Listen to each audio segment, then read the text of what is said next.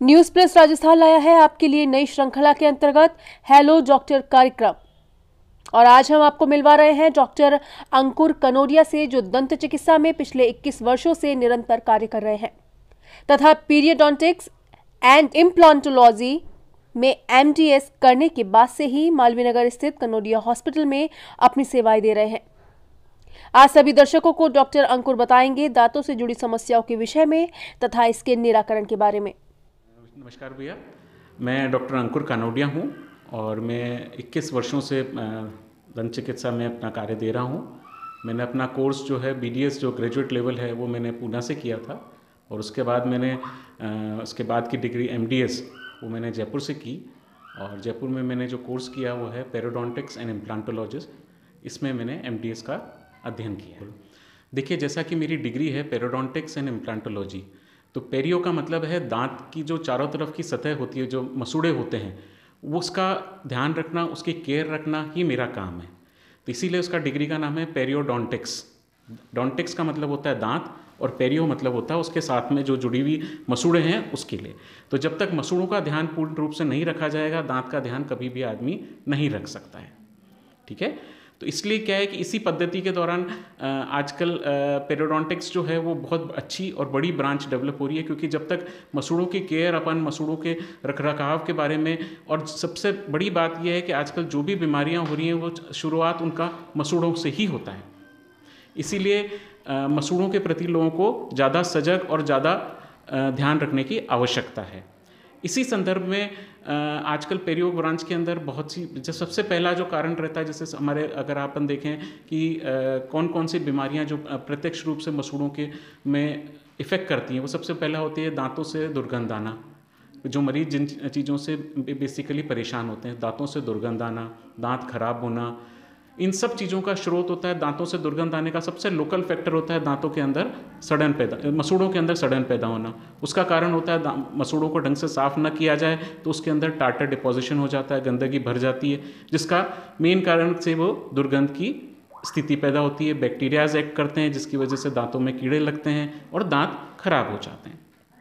इसी चीज़ को देखते हुए आजकल नई चीज़ें पेरियोडोंटिक्स में जुड़ती जा रही हैं, जिससे कि अलग अलग तरह की आजकल सर्जरी होने लग गई है। उनसे दोनों तरह का बेनिफिट होता है। एक, कोई बीमारी है उसका इलाज किया जाता है, और आजकल नई चीज़ और आपको बताना मैं चाहूँगा कि इससे जो नई चीज़ डेवलप हुई है वो ये है कि आजकल मसूड़ों की छोटी सी सर्जरी करने से दांत की सुंदरता, मसूड़ों की सुंदरता और चेहरे का एक अलग ही सेटअप डेवलप हो जाता है ना।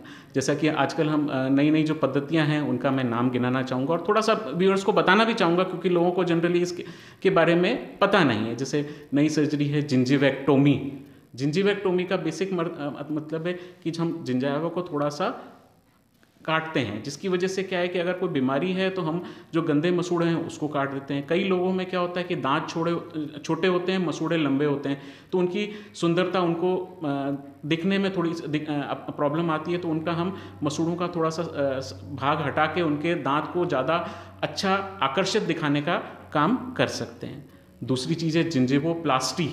प्लास्टी शब्द है कि हम कहीं से मसूड़ा लेके और हम मसूड़ा लगा रहे हैं। तो जनरली हम क्या है, तालू जो ऊपर हमारा पैलेट होता है, तालू होता है, वहाँ से हम छोटा सा मसूड़ा लेते हैं और हम दांतों पे उनको जहाँ पर हमें लगाना होता है वहाँ पर हम लगाते हैं, जिससे कई फ़ायदे होते हैं। एक, जिनके मसूड़े नीचे सरक गए होते हैं दांतों में, उनके वहाँ पर अगर वो मसूड़ा लग जाता है तो उनकी सुंदरता बढ़ जाती है। दूसरी चीज़, अगर वहाँ पर कोई गैप है, दो दांतों के बीच में कोई गैप है, तो वहाँ पर अगर हम मसूड़ा लगा दें तो सुंदरता और बढ़ जाती है। प्लस वहाँ पर कोई खाना, फूड पार्टिकल्स जमा नहीं हो पाते, आगे चल के कोई बैक्टीरियाज वहाँ पर जमा नहीं हो पाते, डिपोजिशन, कोई टार्टर डिपोजिशन नहीं जमा हो पाता।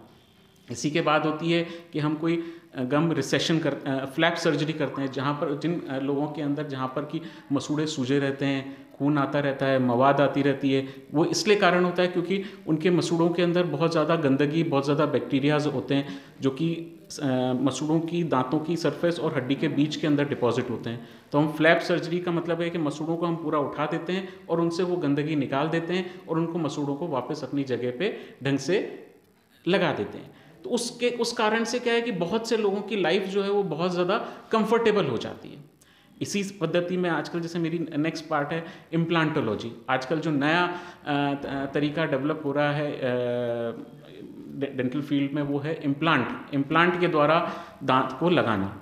इम्प्लांट भी एक बहुत अच्छा सपोर्ट सिस्टम आ गया है आजकल, जिससे कि क्या है, एक तो इम्प्लांट का सबसे बड़ा फ़ायदा ये है कि एक तो ये है कि हमें आसपास जो पहले ही होता था कि हम ब्रिज लगाते थे, आसपास वाले दांतों का सपोर्ट लेके कोई दांत को लगाते थे, ब्रिज लगाते थे। लेकिन आजकल एक नई तकनीक आ गई जिसमें क्या है कि हम आसपास वाले ओरिजिनल दांतों को डिस्टर्ब न करते हुए हम केवल उस जगह पे जहाँ पर कि दांत नहीं है वहीं पर हम किसी इम्प्लांट को लगा देते हैं। इम्प्लांट एक हड्डी में लगाया जाता है, एक टाइटेनियम का चीज़ होती है, जो वो टाइटेनियम वो मटेरियल है जिससे कि अपन प्लेन भी बनाते हैं। तो ये जो टाइटेनियम मटेरियल होता है ये बहुत ही नॉन रिएक्टिव मटेरियल होता है, इसका रिएक्शन किसी भी चीज़ से, किसी भी सब्सटेंस से नहीं होता, इसको हम कहते हैं नॉन रिएक्टिव मटेरियल। और नॉन रिएक्टिव मटेरियल अगर अपनी बॉडी में लगता है तो उसका किसी भी चीज़ से रिएक्शन नहीं होता। तो इसका जो सरफेस होती है इम्प्लांट की वो टाइटेनियम की बनी होती है।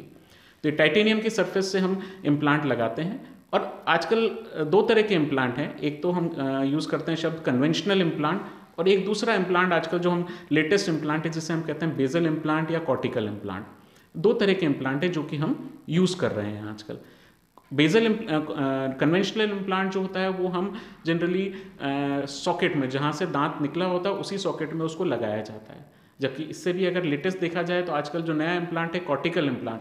कॉर्टिकल इम्प्लांट हम दांत की स्केलेटल जो हमारी जो वो बोन होती है जो कि गलती नहीं है, उस बोन के अंदर हम उसको इम्प्लांट को लगाते हैं। और इसका फ़ायदा आजकल ये है कि ये जनरली इम्प्लांट उन पेशेंट्स में भी हम लगा सकते हैं जिनको कि डायबिटीज़ है, जिनकी हड्डी बहुत कम है, इन लोगों के अंदर भी कॉर्टिकल इम्प्लांट हम लगा सकते हैं। और सबसे बेनिफिट ये है कि कॉर्टिकल इम्प्लांट लगाने के बाद हम 3 दिन के अंदर ही पेशेंट को दांत उसके मुंह में लगा सकते हैं, ताकि उसको क्या, एक तो टाइम बचता है और उसको ज़्यादा समय नहीं देना पड़ता, और जल्द ही वो अपने दांत जो है अपने खाने के काम में इस्तेमाल कर लेता है। सर ये कॉस्टली जो आप बता रहे हैं सारी सर्जरीज और ये इतनी कॉस्टली पड़ती है और किस प्रकार से लोग करा सकते हैं? देखो भैया, सबसे पहली बात है कॉस्ट और जीवन, खाना। अपन जीते किस लिए हैं? सबसे इंपॉर्टेंट है कि अपन खाना तो खाना ही पड़ेगा ना। अब अपन कोई नई पद्धति आएगी और नई पद्धति के साथ अगर अपन जाना चाहेंगे तो डेफिनेटली देखो थोड़ा सा चीज़ों की कॉस्टिंग बढ़ती है। खैर चीज़ें बहुत सी अवेलेबल हैं, ऐसा नहीं है कि सब मैं अगर इस चीज़ को वहन नहीं कर सकता तो मैं खाना नहीं खा सकता। देखिए दूसरी चीज़ें भी अवेलेबल हैं। आप आज निकलने उतरने वाले दांत जिसे हम आरपीडी कहते हैं, सबसे सस्ता प्रारूप डेंटिस्ट्री के अंदर। और अगर रिप्लेसमेंट कोई करना है तो सबसे पहला प्रारूप ये है कि हम अगर जो अफोर्ड नहीं कर सकते उनको हम निकलने उतरने वाले दांतों की सलाह देते हैं। इम्प्लांट डेफिनेटली थोड़े से कॉस्टली पड़ते हैं। जनरली जैसे देखा जाए कि अलग अलग जैसे क्लिनिक्स के ऊपर अलग अलग चार्जेस होते हैं इम्प्लांट के। अब जनरली चार्जेस जैसे ये डिपेंड करता है कि कौन सा इम्प्लांट, क्योंकि इम्प्लांट मार्केटेड अलग अलग कंपनीज़ के इम्प्लांट आते हैं, उसी के आधार पे अलग अलग इम्प्लांट की कॉस्टिंग रहती है। लेकिन जनरली आप देखें तो 15,000 से लेके ये करीबन 25-30 हज़ार रुपये के बीच में पर इम्प्लांट की कॉस्टिंग पड़ती है।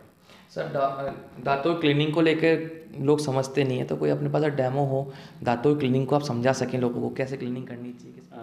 देखिए सर, ऐसा है कि ये अपने दांत की संरचना एक मैंने एक पेशेंट का मॉडल है जिसको कि मैंने अपने पास रखा हुआ, और मैं अब आपको बताना चाहूँगा कि जनरली अपने को ब्रश कैसे करना चाहिए ताकि अपन संपूर्ण मुंह को दुर्गंध से दूर रखें और सब चीज़ों को अपन अच्छी तरह सब जगहों पे अच्छी तरह साफ़ किया जा सके।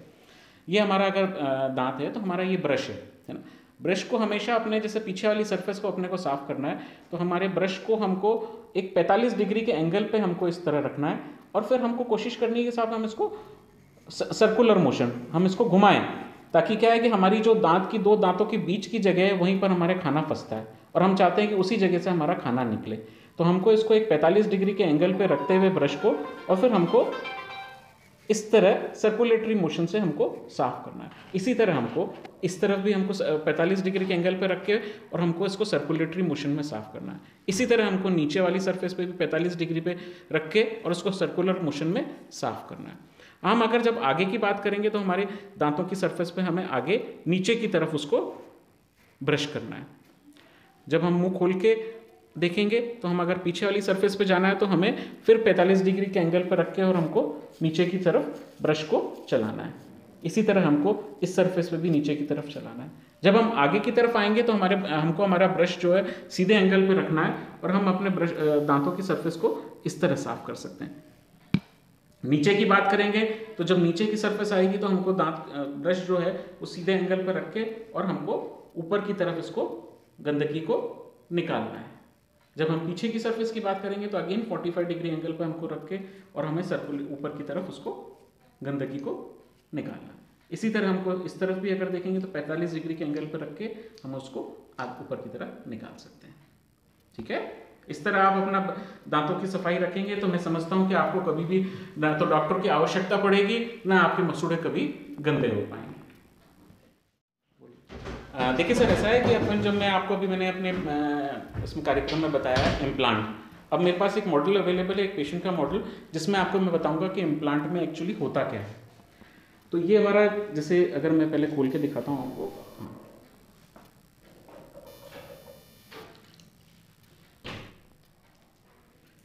ये हमारा एक पेशेंट हैं जिनके कि एक दांत नहीं है ना।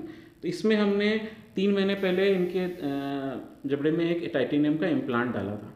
अब चूँकि हमको यहाँ पर इनका दांत चाहिए था, इसलिए हमको एक तरीका है जिससे कि हम इनके दांत लगा सकते हैं। तो उस तरीके के अंतर्गत हमने इनके जबड़े में एक टाइटेनियम का इम्प्लांट डाला। अब वो 3 महीने कन्वेंशनल इम्प्लांट डाला गया है।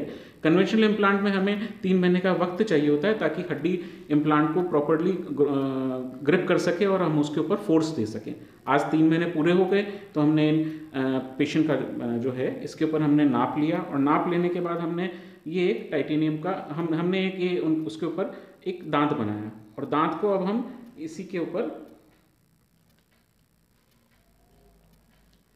ये हम दांत को इनके यहाँ रखेंगे जबड़े में, और इसको हम ये हमने लगा दिया। तो अब आराम से इनके दांत पे इनके सपोर्ट हो गया और अब आराम से ये खा सकते हैं।